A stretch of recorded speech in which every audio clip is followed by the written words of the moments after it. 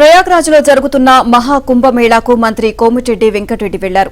సంగం ఘాట్లో కోమిటిరెడ్డి ప్రత్యేక పూజలు నిర్వహించారు. తెలంగాణ సుభిక్షంగా ఉండాలని కోరుకున్నట్లు మంత్రి కోమిటిరెడ్డి తెలియజేశారు.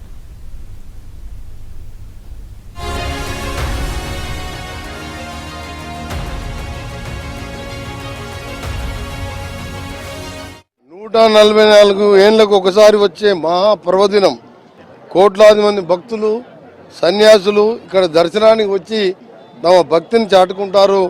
ఇది ఒక అసాధారణమైన ఆధ్యాత్మిక అనుభవం. నేను ఇక్కడ దాన్ని అనుభవిస్తున్నాను. మనిషి తెలిసి తెలియక ఎన్నో తప్పులు చేస్తాడు.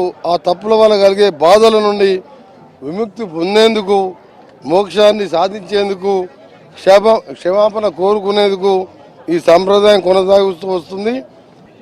ఉత్తరప్రదేశ్ ప్రభుత్వం కూడా ఇన్ని కోట్ల మంది వచ్చిన మంచి ఏర్పాట్లు చేయడం, ఈరోజు ఉదయాన్నే బ్రహ్మముహూర్తిలోనే సాయి స్నానం చేయడం విధంగా ఈ జన్మలో చేసుకున్న నా అదృష్టంగా భావిస్తూ, నాకు ఇక ఈ జన్మలో ఇంకేం అవసరం లేదు.